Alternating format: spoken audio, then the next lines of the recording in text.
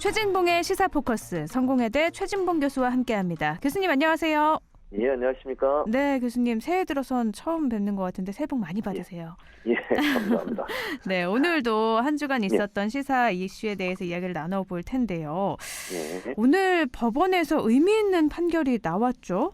네, 그렇습니다. 일본 정부가 일본군 위안부 피해자에게 배상하라는 판결이 났는데 위안부 피해자 12명이 일본 정부를 상대로 제기한 손해배상 청구 소송에서 원고들에게 1인당 1억 원을 지급하라는 원고 승소 판결이 난 거잖아요. 예, 그렇죠. 위안부 손해배상 소송 중에서 우리나라에서 진행 중인 일본 정부 상대 판결은 첫 번째라서 더욱더 주목이 되는데 어떻게 보세요? 저는 당연히 이런 판결이 나왔어야 된다고 생각을 하고요. 지금 말씀하신 것처럼 이게 지금 위안부 할머님들이 그 일본 정부를 상대로 우리나라 법원에 낸 손해배상 청구 소송이 여러 건 있어요. 그중에 첫 번째 판결이고요. 또 13일 날 또 다른 판결이 또 있습니다. 네. 거기에도 영향을 미칠 가능성이 있다고 보는데 일본은 계속 그렇게 얘기해서 국가 면제, 주권 면제라고 얘기하는데 국가 면제 원칙을 적용해서 예컨대 이런 거죠. 다른 국가를 소송 대상자로 당사자로 삼을 수 없다. 이게 이제 국가 면제 조항이거든요. 네. 이 조항 때문에 일본 정부를 대상으로 지금 이게 소송을 한 거거든요. 그러니까 한국이 다른 나라 정부를 대상으로 판결을 낼 수 없다고 주장을 했는데 네. 우리 법원은 그렇게 얘기를 했어요. 이번 사건의 행위 자체는 일본 제국에 의해서 계획적이고 조직적으로 광범위하게 자행된 반인도적 범죄 행위다. 그래서 이게 국제 강행 규범을 위반한 것이기 때문에 국가의 주권적 행위라고 해도 국가 면제를 적용할 수 없다. 이렇게 못을 박았거든요. 저는 네. 이게 당연히 맞다고 생각해요. 반인륜적 행위를 한 일본 정부가 반성도 안 하고 사과도 안 하고 있고 어떤 보상도 하지 않고 있는 상황 아니겠습니까? 이런 상황에서 우리 법원이 이건 정말 반인륜적 행위이고 당연히 보상을 해야 된다고 판결을 내리는 것은 저는 국제법상의 원칙에도 맞다고 생각을 하고 일본에 반성하지 않는 태도에 대해서 경종을 울리는 그런 재판이기 때문에 그런 판결이기 때문에 저는 의미가 더욱 크다고 보고 있고요. 앞으로도 아까 말씀드린 것처럼 이 한 건뿐만 아니라 여러 건이 지금 소송이 계속 진행되고 있습니다. 네. 계속 같은 판결이 나올 가능성이 저는 높다고 보는데 이 자체가 결국 국제사회에 일본의 만행에 대해서 알릴 수 있는 기회도 되고 또 일본이 반성하지 않는 저런 태도에 대해서 경종을 울리는 기회가 된다는 점에서는 저는 긍정적으로 평가하고 싶고 우리 재판부가 다른 판결을 했다 이렇게 말씀드릴 수 있을 것 같습니다. 네, 교수님께서는 당연히 이렇게 나올 판결이었다라는 입장이신데 네. 일본은 그렇지가 않잖아요. 그렇죠. 우리 법원의 판결인데다가 또 박근혜 정부가 발표한 한일 위안부 합의로 위안부 문제는 해결됐다는 입장이고 예. 그래서 이번 판결이 나오자마자 일본 외무성이 남관표 주일대사를 불렀는데 정부가 판결에 일본 정부는 응하지 않을 것 같은데요. 그렇죠. 일본 정부는 그거 하지 않을 것 같아요. 이미 예상됐던 것이고요. 일본이 이런 태도를 취하는 것도 본인들은 잘못이 없다고 얘기를 하는 건데 이번 재판부에서 그 얘기도 했어요. 지금 말씀하신 부분도 얘기를 했는데 이게 1956년에 맺은 한일 청구권 협정이 있었지 않습니까? 네. 그리고 2015년도에 박근혜 전 대통령 정부 때죠. 그때 위안부 피해자 문제 협의했다라고 얘기하면서 거기에 다 포함되어 있다고 이렇게 주장을 하고 있어요. 그렇죠. 불가항력 얘기하면서. 네. 근데 재판부가 이런 얘기를 했어요. 원고들의 손해배상 청구권 자체는 한일 양국이 1956년에 맺은 청구권 협정이나 2015년 일본군 위안부 피해자 문제 협의 적용 대상에 포함되지 않는다. 그 자체 이 내용은 포함되지 않는다는 거예요. 네. 다시 말씀드리면 이건 국가 간에 예컨대 우리 예전에 있었던 일에 대해서 어느 정도 합의하고 일정 부분 보상을 받고 끝내자라고 얘기했던 범위 안에 개인이 침해당한 권리에 대해서는 아직도 청구할 권리가 남아있다고 보는 거예요. 네. 무슨 말이냐면 다시 설명을 드리면 위안부 할머님들이 거기에 동의했습니까? 피해를 당한 사람들이 박근혜 정부 때 그때 외교부 장관이 했던 그 행위에 대해서 동의를 했냐고요. 동의 안 했잖아요. 정부는 자기들 마음대로 그 당시의 정부가 자기들 마음대로 한일 간의 관계 회복을 위해서 그런 행동을 했을지 모르지만 피해를 당한 당사자들이 그 피해에 대해서 동의를 안 했음에도 불구하고 그 합의 안에 그게 다 포함됐다고 보는 것은 그건 지나친 개인의 기본권에 대한 침해라고 보는 거죠. 즉 재판부 입장에서 봤을 때는 개인들이 갖고 있는 이 피해에 대한 보상은 아직도 유효하고 그건 충분히 법적으로 호소할 수 있고 판결을 내릴 수 있는 영역이라고 판단을 하고 있기 때문에 제가 볼 때 일본은 이 문제가 정치적 이슈화 되는 것 자체를 부담스러워하는 거예요. 돈을 1억, 2억 주는 게 문제겠습니까? 제가 볼 때 일본은 그 돈의 문제가 아니라 이게 국제 이슈화되고 일본이 어쨌든 만행을 저질렀다고 하는 것, 반인륜적인 그게 국제사회에 공론화되는 것에 대한 반발이기 때문에 네. 계속 그런 억지 주장을 할 겁니다. 그렇다 하더라도 우리는 지속적으로 법원에서 이런 판결들이 나와야 된다고 봐요. 그래야 국제사회 관점에서 봤을 때 많은 세계인들이 이 문제가 무슨 문제인지 왜 이게 문제가 되는지를 계속 인식할 수 있는 기회가 되기 때문에 저는 뭐 일본이 이걸 받아들이고 안 받아들이고 문제의 차원 아니라고 봐요.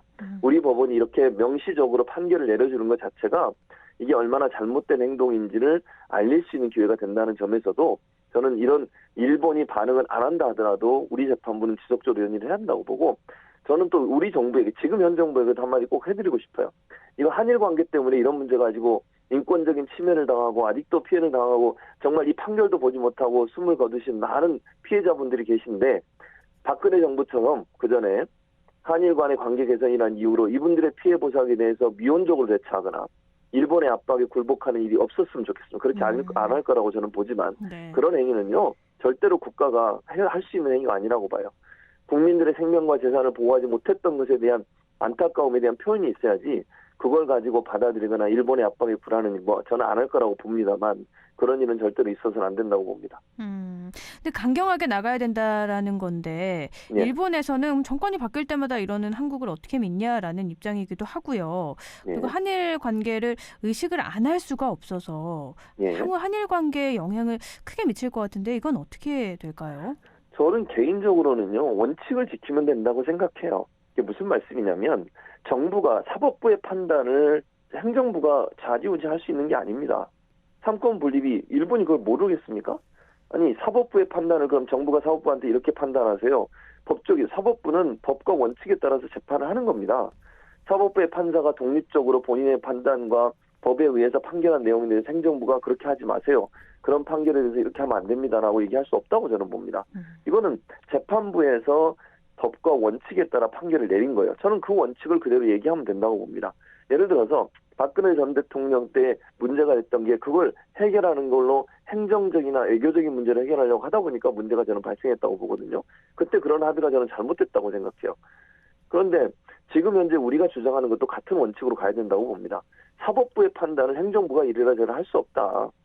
사법부에서 나온 건 존중해줘야 된다. 그대로. 라고 하는 원칙은 모든 세계, 전 세계에 어떤 민주주의를 채택하고 있는 나라들은 다 이해할 거라고 저는 봐요. 네. 그런 원칙으로 저는 나가야 된다고 보고 일본에 있어서 이 문제는 이 문제 나름대로 해결할 문제이고 다른 문제는 다른 문제로 가야 되는 거예요. 정치적 사안은 정치적 문제로 푸는 거지만 법적인 문제나 피해자가 있는 어떤 그 잘못된 행위에 대한 판결은 그 나름대로 가는 겁니다. 그 원칙을 계속 지켜야 된다고 저는 생각해요. 문재인 정부 들어서 그걸 분리해서 계속 대응을 해왔잖아요. 지금까지. 네. 일본과 관계 개선 하지 않겠다고 한 것도 아니고 일본에 대해서 잘못된 행동에 대해서는 법원의 판결이 나오면 거기에 대해서 그대로 수용하도록 만들어주고 물론 일본이 수용하지 않겠지만요. 이런 원칙을 지키는 모습을 가면 저는 한일 간의 관계가 물론 지금은 약간 삐그덕거리고 일본의 반발이 있을 수 있지만 크게 문제가 될 거라고 보지 않아요. 원칙을 깨트리는 순간 우리가 발목을 잡히는 겁니다. 그런 선택을 하기보다는 원칙에 맞게 움직이면 제가 볼 때는 당분간은 약간의 부협함이 있다 하더라도 장기적 관점에서 보면 한일 관계는 크게 문제가 될 가능성은 없다고 봅니다. 이렇게 사법부하고 행정과 분리돼서 봐야 된다고 해도요. 일본에서 혹시라도 이 부분을 뭐 보복성 경제 제재로 간다거나 그렇게 될 가능성도 아예 배제할 수는 없지 않을까요? 그렇죠. 뭐 그럴 가능성도 있죠. 근데 지난번에 우리가 그 경제 보복 당했을 때 생각나시죠? 네. 그때 일본이 경제적으로 우리한테 보복을 한다고 해서 했는데 우리가 그렇게 많은 피해를 봤나요? 초창기에는 걱정을 많이 했고 또 그것 때문에 우리 경제가 어려울 것이라고 예상을 했었는데 실제적으로 지나고 나서 우리 경제의 틀을 더 강하게 만드는 그러니까 예를 들면 우리가 제품이나 소제품을 만들어내는 기술을 더 강화시켰고 우리가 또 우리 자체적으로 그런 기술을 개발하는 데 도움을 줬어요. 도리어. 네. 그러니까 무슨 말이냐면 원칙을 지키면 결국 일본도 우리에게 압박하는 수단을 사용하는 데 한계가 있을 수밖에 없다고 저는 생각해요. 그러니까 경제보복이라고 하는 것도 상호적인 거거든요. 예컨대 일본이 우리를 대상으로 경제보복을 하면 우리도 거기서 상호적으로 하는 거고 피해도 우리가 얼마나 받냐 일본이 얼마나 받냐의 차이는 있을 수 있지만 동일하게 피해를 받는 겁니다. 그러니까 지금 상황에서 제가 볼 때 일본이 또 다른 경제 제재를 가져오는 것은 자기들 나름대로도 쉽게 계획할 수 있는 상황이 저는 아니라고 봐요. 그래서 지난번에 우리가 그 소재 부품 때문에 일본의 제재를 당하면서 걱정을 많이 했지만 그 피해가 그리 크지 않았어요. 그리고 우리 자체적으로 그걸 그걸 개발해낼 수 있는 기술도 많이 개발을 했었고요. 네. 그런 차원으로 본다고 하면 일본이 또다시 경제보복 카드를 들고 나올 가능성은 현재로서 좀 낮지 않을까 이런 생각이 듭니다. 알겠습니다. 이 부분은 혹시 뭐 경제 제재를 하더라도 그걸 예. 어떻게 이겨나갈지 방법을 따로 모색을 해야 되는 거고 위안부 문제는 또 위안부 문제대로 가야 된다라는 건데요. 예. 이제 다른 국내 문제로 좀 넘어가 볼게요.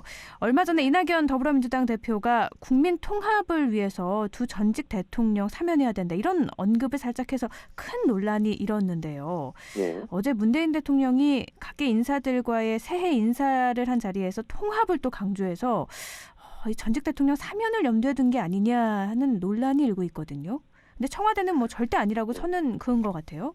예. 저는 개인적인 생각입니다만 그거는 그 청와대 발표가 맞다고 생각을 해요. 그러니까 통합이라고 하는 것이 물론 이낙연 대표가 그런 말씀을 하시고 나고 통합 얘기가 나오니까 그렇게 뭐 생각을 할 수 있고 해석을 할 수 있지만 네. 통합을 위해서 사면을 반드시 해야 된다 이런 개념은 저는 아니라고 보고요. 사면 같은 경우에는 대통령이 취임하면서 맨 처음 했던 말 중에 하나가 사면권을 최대한 사용하지 않겠다고 그랬습니다. 특히 네. 정치인에 대한 사면은 가급적 하지 않겠다고. 물론 한 번도 하지 않겠다는 얘기는 아니었지만요. 그런 얘기를 했고 지금 현재 박근혜 전 대통령은 대법원 판결이 아직 나오지 않은 상황이고요. 두 사람 다 이명박 전 대통령이나 박근혜 전 대통령 사과 한마디 한 적 없습니다. 네. 본인들의 잘못을 인정하지도 않습니다. 죄가 없다고 주장을 하고 있습니다. 그런데 무슨 사면을 합니까? 본인들이 죄가 없다고 얘기하는데 뭘 사면을 해준다는 거죠, 대체? 저는 이런 그 국민적 정서라든지 아니면 사면의 원칙이라고 하는 예컨대 판결이 완전히 끝나야 되고 진정으로 사과하는 모습이 보여지고 그랬을 때 통합 차원에서 할 수 있다고 보여지는데 지금 상황은 그런 상황이 아니다. 그래서 이낙연 대표는 뭐 나름대로 본인의 판단에서 그런 얘기를 하셨지만 대통령이 사면권을 사용해서 조만간 가까운 시일 안에 사면을 할 가능성은 저는 낮다고 보고요. 네. 사면을 하고 하는 건 또 국민적 공감대를 얻어야 돼요. 지금 아시는 것처럼 진보 진영이나 아니면 문재인 대통령을 지지하는 측에 있는 분들 같은 경우는 사면에 상당히 부정적이거든요. 네. 아까 제가 말씀드린 그런 이유 때문에 그렇습니다. 반성하지 않는 모습, 본인들의 잘못에 대해서 인정하지 않는 모습, 이런 모습 때문에 국민들이 상당히 화가 나 있는 상황인데 사면이라고 하는 것을 정치적 이유로 한다고 하면 현 정부에도 상당히 부담이 될 수 있다고 저는 생각해요. 그래서 이낙연 대표가 하신 말씀은 나름대로 본인의 생각이나 본인의 대권 과정에서 이미지 형성이나 이런 부분이 영향을 미쳐서 그런 얘기를 하실 수 있지만 정부 차원에서 예컨대 대통령 차원에서 그런 부분을 쉽게 받아들일 수 있는 상황은 아니다. 그래서 저는 당분간 빠른 시일 안에 사면이 이루어질 가능성은 낮다 이렇게 봅니다. 알겠습니다. 이낙연 대표는 사면 발언하고 나서 당원들로부터 공격도 많이 받았고 그중에 한 명이 이재명 경기지사예요. 반대 입장을 확실하게 드러냈는데 그것 때문인지 지금 더불어민주당 당원 게시판에선 이낙연 대표 퇴진, 이재명 경기도지사 출당을 둘러싼 찬반 투표 대결이 펼쳐지고 있다고 하는데 이건 또 무슨 일인가요? 그러니까 지금 말씀하신 거예요. 결국은 내부적으로 이런 부분들 때문에 이제 논란이 일고 있는 거죠. 근데 이게 저는 그래서 이낙연 대표의 사면 발언이 저는 별로 그렇게 바람직하지 않다고 봅니다. 개인적으로. 사면 이런 논란이 발언 자체가 그렇죠. 왜냐하면 그 발언이 이런 논란을 불러일으키는 거예요. 네.